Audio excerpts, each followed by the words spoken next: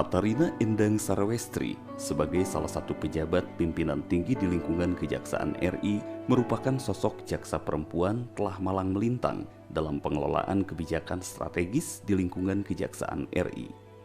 Lahir di Boyolali 52 tahun yang lalu, Katarina kecil tumbuh di tengah keluarga sederhana yang mengedepankan kejujuran dan kerja keras. Oleh karenanya sejak lulus menempuh pendidikan S1 Hukum, Katarina pada tahun 1994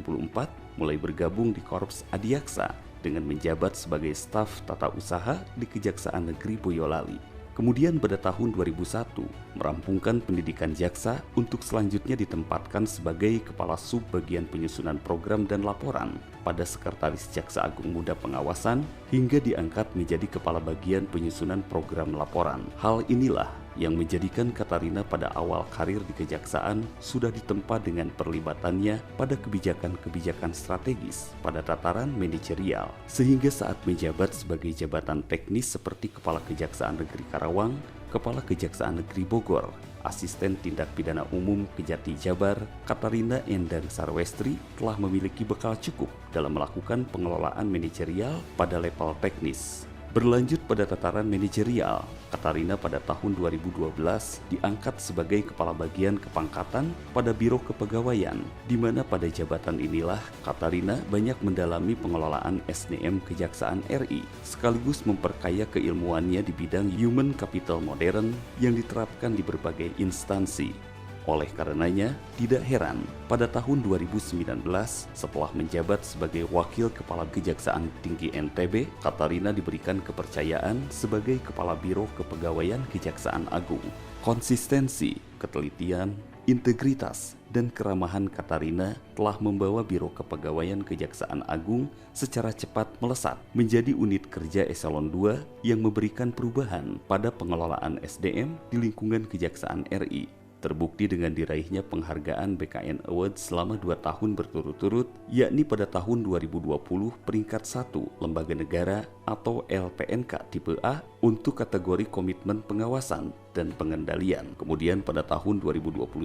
sebagai peringkat 1 Lembaga Negara atau LPNK tipe A untuk kategori perencanaan kebutuhan, pelayanan, pengadaan, kepangkatan, dan pensiun. Dan peringkat 1 Lembaga Negara atau LPNK tipe A untuk kategori komitmen pengawasan dan pengendalian. Capaian tersebut bukanlah suatu kebetulan, karena di bawah kepemimpinan Katarina telah dilahirkan beberapa inovasi dan kinerja di lingkungan Biro Kepegawaian, antara lain penyusunan Peraturan Kejaksaan Nomor 11 Tahun 2019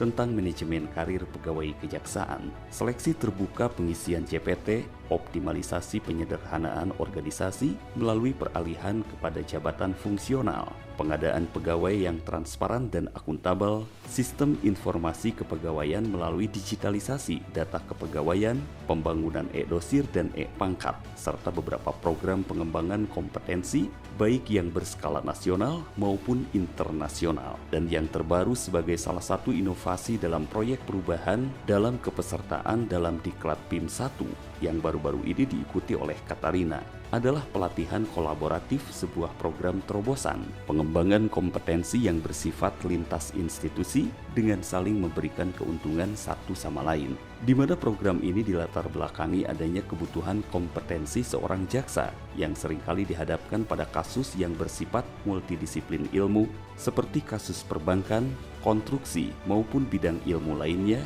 sehingga diperlukan adanya pengetahuan yang bersifat interdisiplin ilmu di luar keilmuan hukum yang menjadi standar utama seorang jaksa. Katarina juga secara konsisten melaksanakan program pelatihan masa persiapan Purna Bakti, sebuah program humanis karena memperhatikan pegawai yang akan memasuki pensiun dengan dibekali pelatihan-pelatihan wirausaha yang memungkinkan para pegawai yang akan memasuki masa pensiun memiliki gambaran mengisi masa pensiunnya dengan bahagia. Oleh karenanya, Katarina selalu ikut aktif dalam membuat program sosial di tengah-tengah masyarakat seperti antigen drive-thru di awal masa pandemi, kegiatan baksos di beberapa titik, pelaksanaan pasar murah, pemberian vaksin maupun program-program sosial lainnya. Karena itulah, Katarina tidak hanya menjelma menjadi seorang pemikir yang konsen terhadap pengembangan SDM di lingkungan kejaksaan, tetapi menjadi sosok yang dekat dan dicintai oleh seluruh lingkungan di sekitarnya.